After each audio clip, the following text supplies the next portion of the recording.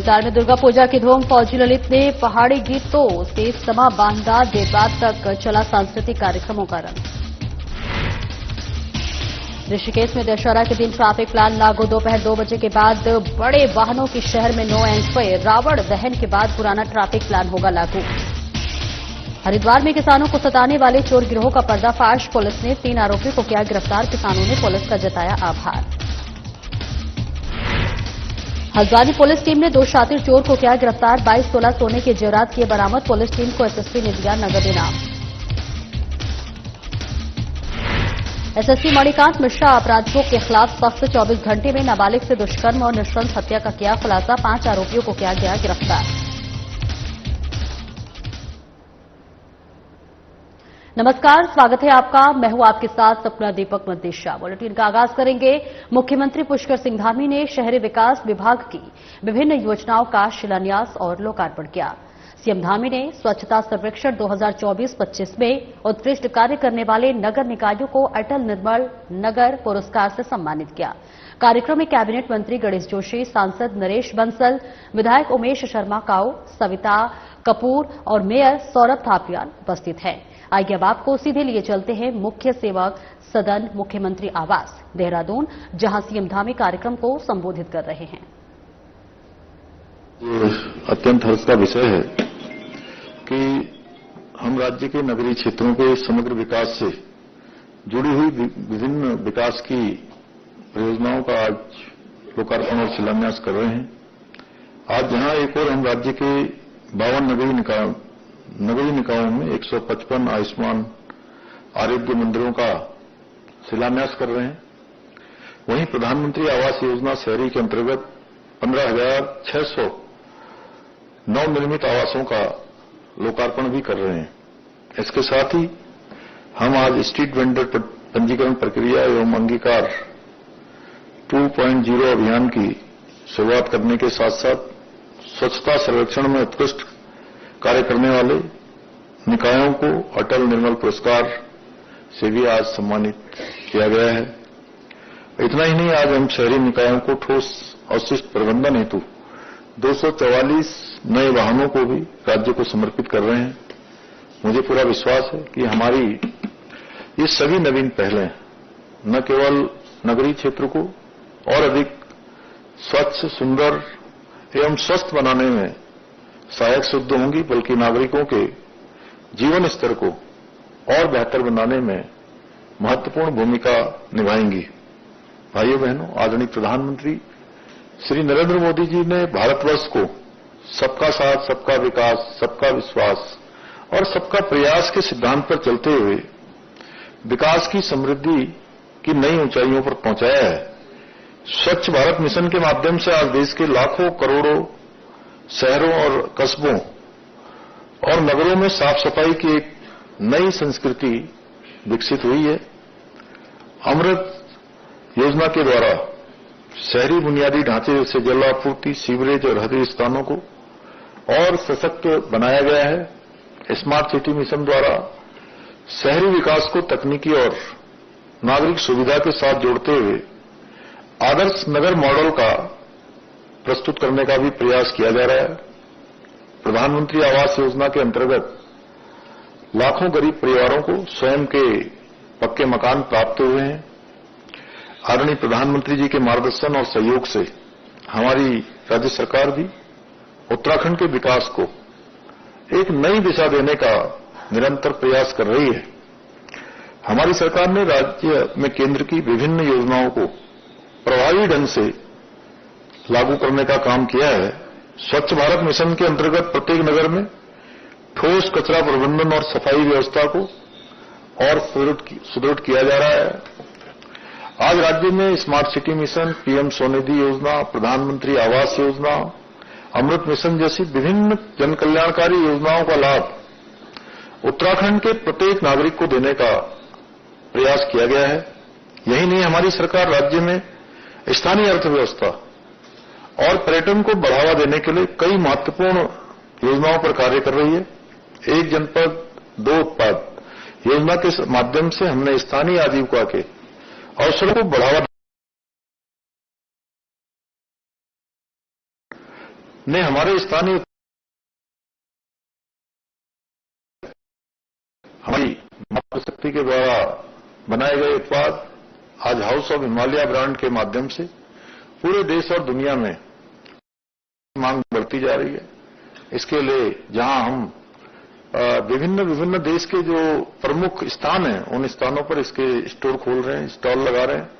वहीं मैं आप सब लोगों से भी कहना चाहूंगा कि अपने अपने स्तर पर भी आप सबको इसका प्रमोशन करेंगे तो निश्चित रूप से जो हमारी महिला उद्यमी हैं, महिला छोटे उत्पाद बनाने वाले स्वयं सहायता समूह हैं, उनका बहुत प्रोत्साहन आप सबके माध्यम से भी आगे बढ़ेगा। इसके अतिरिक्त state millet mission, farm machinery bank, apple mission, नई पर्यटन नीति, नई फिल्म नीति, होम स्टे, वेडिंग उत्तराखंड और सौर स्वरोजगार योजना जैसी योजनाओं के माध्यम से हम अपनी स्थानीय अर्थव्यवस्था को और अधिक मजबूती प्रदान करने का कार्य भी कर रहे हैं। इन योजनाओं से न केवल रोजगार के अवसर बढ़ रहे हैं, बल्कि पर्यटन के क्षेत्र में, कृषि के क्षेत्र में नई संभावनाओं के द्वार भी खुल रहे हैं। इसी का परिणाम है विभिन्न चुनौतियों के बावजूद हमारे प्रदेश ने उल्लेखनीय रूप से उपलब्धियां हासिल की हैं और नए नए कीर्तिमान स्थापित किए हैं, जिनकी गूंज आज हमें पूरे देश में सुनाई दे रही है। ये हम सभी के लिए गर्व का विषय है कि नीति आयोग द्वारा जारी सतत विकास के लक्ष्यों को प्राप्त करने में इंडेक्स में हमारे प्रदेश को देश में पहला स्थान प्राप्त हुआ है।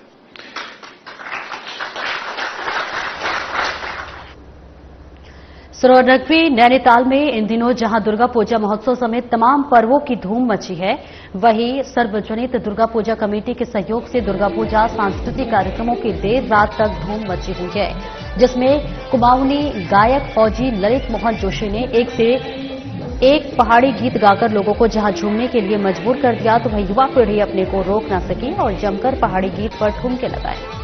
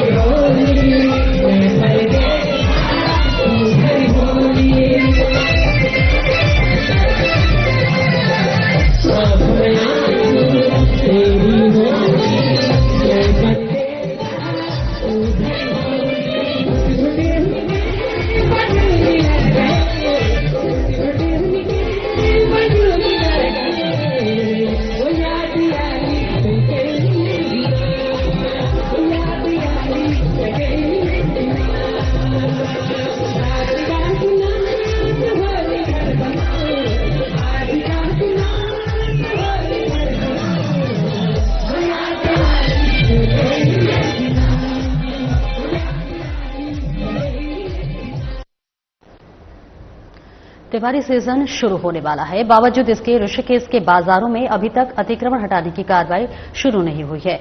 अतिक्रमण हटाने की कार्रवाई नहीं होने से दुकानदारों के हौसले बुलंद हैं।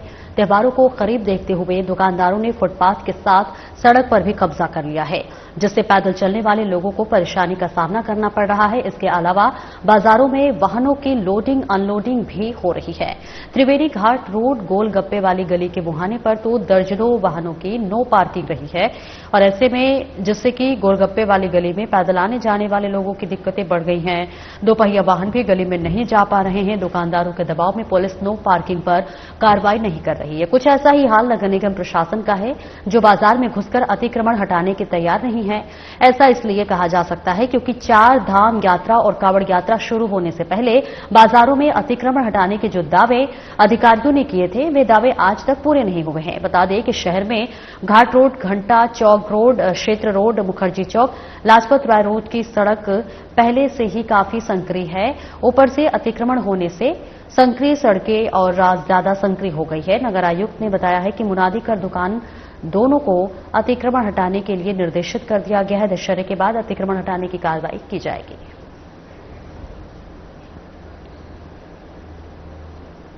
एक छोटे से ब्रेक के लिए रोकेंगे, जल्द लौटते हैं।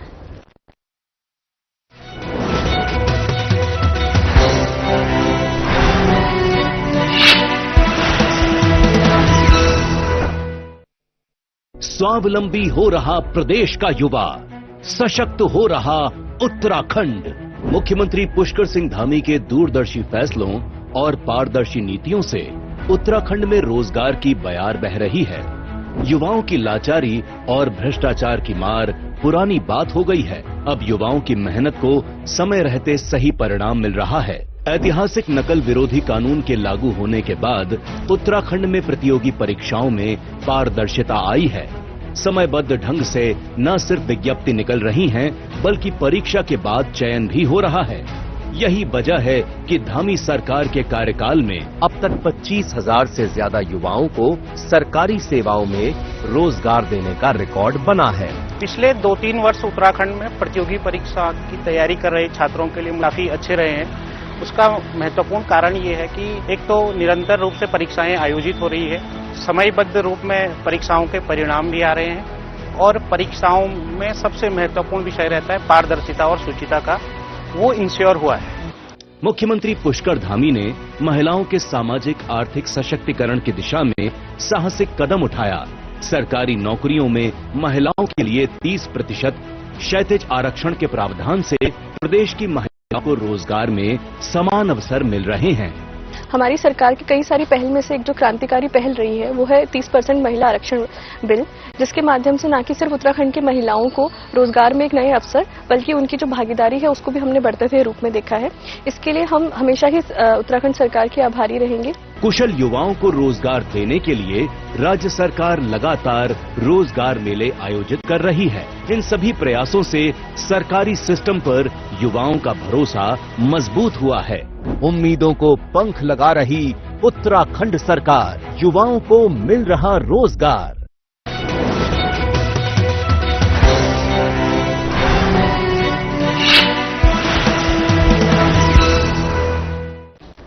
और ब्रेक के बाद एक बार फिर से स्वागत है आपका। खबरों में आगे बढ़ेंगे। बता दें, एसएसपी मणिकांत मिश्रा का अपराधियों के खिलाफ कड़ा रुख देखने को मिला। 24 घंटे में नाबालिग से दुष्कर्म और नृशंस हत्या का खुलासा किया।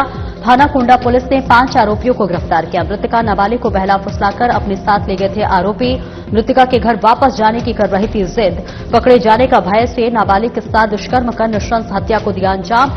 इमरान, इस्लाम, असगर, मीनाक्षी और शीला के रूप में हुई आरोपियों की पहचान।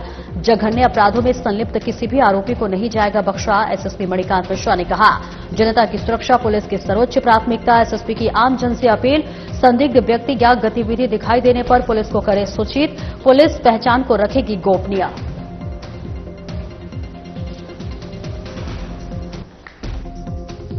उनतीस सितंबर को थाना कुंडा में वादिनी द्वारा अपनी 15 वर्षीय पुत्री के गुमशुदा होने की तहरीर दी गई। थाने में तत्काल गुमशुदगी दर्ज कर बालिका की बरामदगी हेतु पुलिस टीम का गठन किया गया। जांच में यह तथ्य सामने आया कि इमरान नाम का युवक जो पीड़िता के पड़ोस में रहता था, वह कुछ अन्य लड़कों के साथ मिलकर नाबालिग को बहला फुसलाकर अपने साथ ले गया। जब बालिका ने घर लौटने की बात कही तो पकड़े जाने के भय से उसकी इन सभी ने मिलकर हत्या कर दी। इस घटना में शामिल 5 अभियुक्त गिरफ्तार किए जा चुके हैं। गठित पुलिस टीम के द्वारा मैनुअल और मोबाइल सर्विलांस के माध्यम से तत्काल कार्रवाई कर 24 घंटे के अंदर इस जघन्य अपराध का सफल अनावरण किया गया। गिरफ्तार सभी अभियुक्तों को आज न्यायालय के समक्ष प्रस्तुत। एम्स के निकट अतिक्रमण हटाने को लेकर विरोध कर रही 4 महिलाओं सहित 5 लोगों को पुलिस ने हिरासत में लेने के बाद गिरफ्तार किया है। गिरफ्तार आरोपियों की पहचान पूजा पिंक के रेता, अंजना और राजेंद्र निवासी शिवाजी नगर के रूप में हुई है। कोतवाल प्रदीप राणा ने बताया कि एम्स के निकट शिवाजी नगर तिराहे से 50 मीटर की दूरी तक जीरो जोन नगर निगम ने घोषित किया है। इस नियम का उल्लंघन होने पर पुलिस नगर निगम की टीम के साथ अतिक्रमण हटाने के लिए पहुंची। कार्रवाई के दौरान महिलाओं ने जमकर हंगामा किया और अतिक्रमण हटाने की कार्रवाई को बार बार बाधित करती रही। समझाने के बाद भी जब महिलाएं विरोध करने से बाज नहीं आई तो 4 महिलाओं सहित 5 लोगों को पुलिस हिरासत में लेकर कोतवाली ले आई। जब इनके खिलाफ शांति भंग की धाराओं में कार्रवाई करते हुए गिरफ्तारी की गई है। भविष्य में अतिक्रमण नहीं करने की हिदायत भी दी है।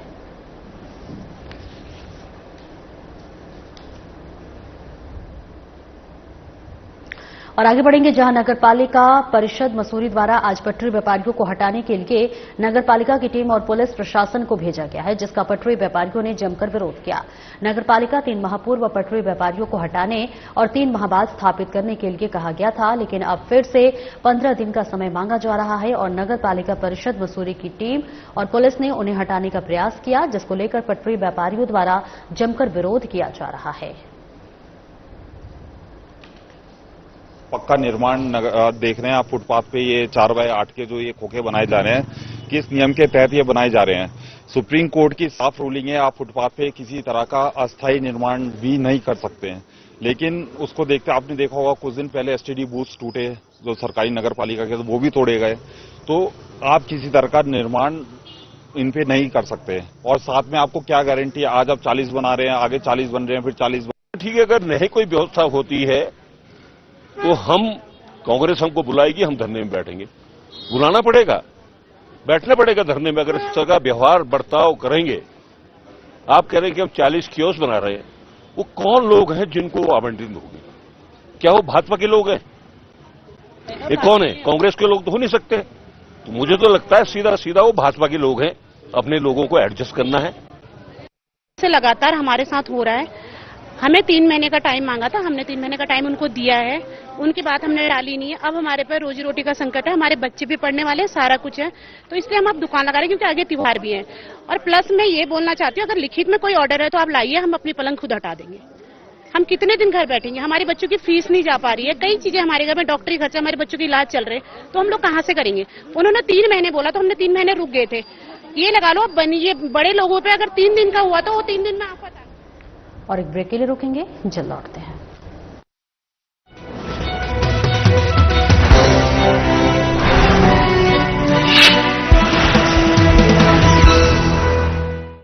सामर्थ्य से भरी ये देवभूमि आपके लिए निवेश के बहुत सारे द्वार खोलने जा रही है। उत्तराखंड में औद्योगिक विकास ने पकड़ी रफ्तार, निवेश के संकल्प धरातल पर हो रहे साकार। प्रधानमंत्री नरेंद्र मोदी के मार्गदर्शन और मुख्यमंत्री पुष्कर सिंह धामी के कुशल नेतृत्व में उत्तराखंड ने औद्योगिक विकास की तरफ मजबूत कदम बढ़ाए हैं। प्रदेश में उद्योगों के विस्तार और अधिक से अधिक युवाओं को रोजगार देने के लिए धामी सरकार अपने संकल्पों को धरातल पर उतार रही है। निवेश आकर्षित करने के लिए धामी सरकार ने ग्लोबल इन्वेस्टर्स समिट का आयोजन किया था, जिसमें 3.5 लाख करोड़ रुपए के निवेश प्रस्ताव प्राप्त हुए थे। उद्योगों के अनुकूल पारदर्शी नीतियों के चलते अब तक 1 लाख करोड़ रुपए के निवेश की ग्राउंडिंग हो चुकी है, जो उत्तराखंड पर निवेशकों के मजबूत भरोसे को दर्शाता है। जिन क्षेत्रों में सबसे ज्यादा निवेश की ग्राउंडिंग हुई है, उनमें ऊर्जा क्षेत्र में 40,341 करोड़ रुपए, उद्योग में 34,086 करोड़ रुपए, आवास में 10,055 करोड़ रुपए, पर्यटन में 8,635 करोड़ रुपए और उच्च शिक्षा में 5,116 करोड़ रुपए के निवेश की ग्राउंडिंग की गई है।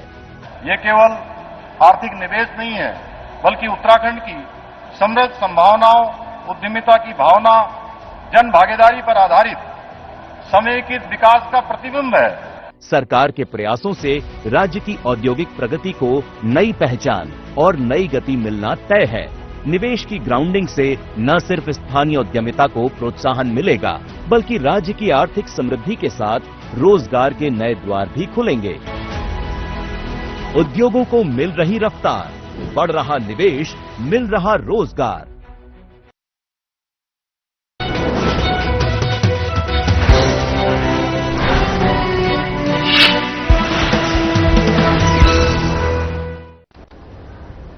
और ब्रेक के बाद एक बार फिर से स्वागत है आपका। खबरों में आगे बढ़ेंगे। देहात क्षेत्र में किसानों के लिए परेशानी का सबब बने गिरोह का पर्दाफाश करते हुए हरिद्वार पुलिस ने गिरोह के 3 सदस्यों को दबोच कर मोटर स्टार्टर सहित अन्य सामान बरामद कर कोतवाली मंगलौर में दर्ज 4 और थाना भगवानपुर में दर्ज 1 मुकदमे का खुलासा किया है। बताते चले कि देहात क्षेत्रों में किसानों के खेतों में लगी मोटरों सहित अन्य सामान की चोरी में सक्रिय इस गिरोह से परेशान किसानों में काफी रोष व्याप्त हो रहा था। किसानों का दर्द समझते हुए एसएसपी प्रमेंद्र सिंह डोभाल द्वारा टीमें गठित कर वारदातों में संलिप्त तत्वों को कानून के कटघरे में खड़ा करने के निर्देश जारी किए गए थे। खुलासे पर किसानों द्वारा हरिद्वार पुलिस का आभार प्रकट किया गया। पुलिस टीम अब गिरोह के अन्य सदस्यों की तलाश करने के साथ ही मोटर चोरी के अन्य मामलों में इस गिरोह की संलिप्तता की भी जांच कर रही है।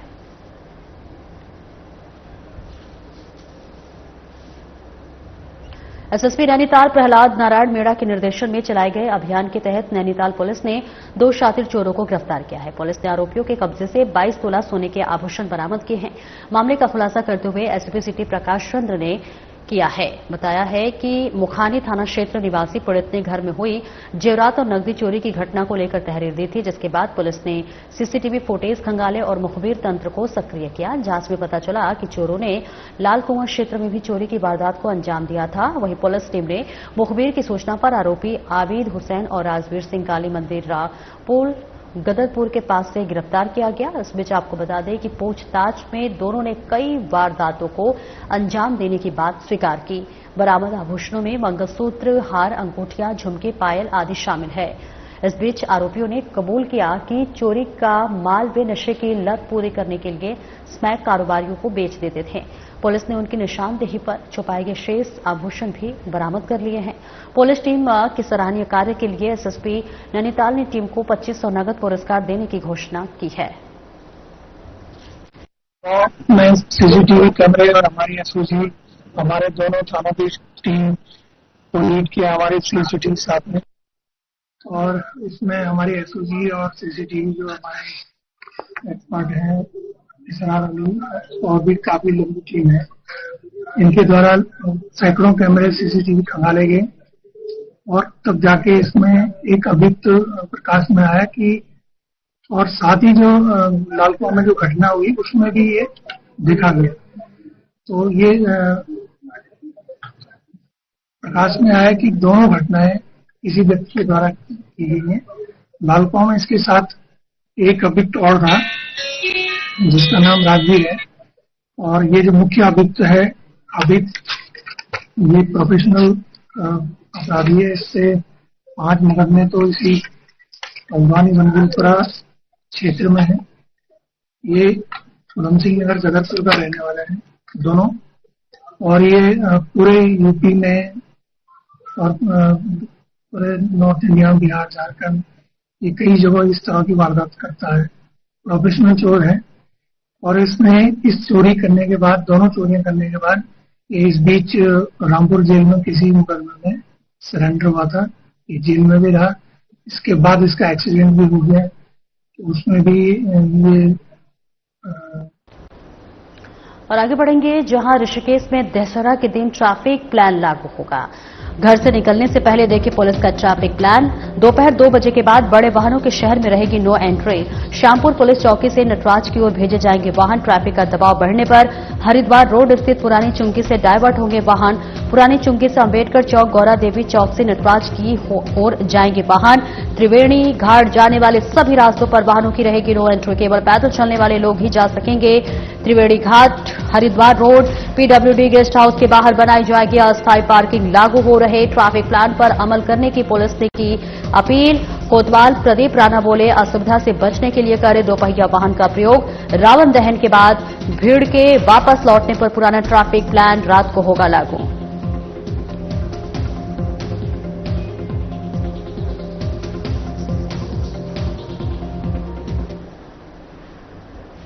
और इस खबर पर ज्यादा जानकारी के लिए ऋषिकेश से हमारे संवाददाता दीपक नारंग हमारे साथ जुड़ रहे हैं। दीपक, देखिए कल दशहरा के मौके पर ट्रैफिक प्लान जो है लागू किया गया है, ऐसे में स्थानीय लोगों को और श्रद्धालुओं को किसी भी तरह की कोई दिक्कत न हो, क्या क्या तैयारी कर ली गई है? बहुत अच्छा सवाल आपने किया है। इस समय पर जो दशहरे को लेकर के यहाँ पे जो है बहुत अच्छी रौनक देखने को मिल रही है। बाजारों में जो है अभी से जो श्रद्धालु हैं वो यहाँ पर जो है खरीदारी करने के लिए पहुंचे हुए हैं, क्योंकि कल दशहरा पूजन भी होना है और इसी के साथ जो है कल रावण दहन का कार्यक्रम भी होगा। और ये सारा कार्यक्रम जो होता है ये ऋषिकेश की जो हृदय स्थली कही जाती है त्रिवेणी घाट, ये वहां पर होगा। और वहां पे जितने भी आंतरिक मार्ग हैं वो काफी संकरे हैं और काफी भीड़ बढ़ जाती है। तो ऐसे में पुलिस ने सबसे पहले सुरक्षा को लेकर के ट्रैफिक प्लान जो वो लागू किया है, जिससे कि जो भीड़भाड़ वाले इलाके में वहां पर वाहन ना पहुंचे और किसी की जान को किसी भी प्रकार का कोई खतरा ना हो। इसके अलावा शहर में दूर दराज से आने वाले लोगों के लिए भी ट्रैफिक प्लान लागू किया है, जिससे कि उनको किसी भी प्रकार की असुविधा ना हो। सबसे पहले पुलिस का कहना यह है कि जो ऋषिकेश में जो हैवी वाहन है वो 2 बजे के बाद अंदर प्रवेश नहीं करेंगे, उनकी नो एंट्री रहेगी। उनको श्यामपुर पुलिस चौकी से जो है बाईपास मार्ग से नटराज की ओर भेजा जाएगा और इसके अलावा जो छोटे वाहन है उनको संबंधित पार्किंग में खड़ा कराया जाएगा। इसके बावजूद पुलिस ने लोगों से अपील की है कि वो दुपहिया वाहन का प्रयोग करें, क्योंकि बड़े वाहन जो लोकल लोग हैं अगर वो बाजार में लाते हैं तो उसको खड़ा कराने में कहीं ना कहीं पुलिस के लिए भी चुनौती बनेगी। हालांकि पुलिस का इस बात का दावा है कि उन्होंने पार्किंग की व्यवस्थाओं को यहाँ पर अपनी तरीके से बना लिया है। और इसके अलावा जो छोटे वाहन जो लोकल हैं अगर वो ऋषिकेश में आते हैं और पार्किंग की स्थिति यहाँ पर बिगड़ती है तो उनको जो है पुरानी चुंगी से अम्बेडकर चौक, गौरा देवी चौक से होते हुए नटराज की ओर रवाना किया जाएगा। पैदल चलने वाले लोगों को किसी भी प्रकार की असुविधा ना हो, इसलिए जो त्रिवेणी घाट के जाने वाले जितने भी आंतरिक मार्ग है वहां पर वाहनों की नो एंट्री रहेगी। और पैदल चलने वाले दीपक बहुत बहुत शुक्रिया इस महत्वपूर्ण जानकारी के लिए। फिलहाल इस बुलेटिन में इतना ही। नमस्कार।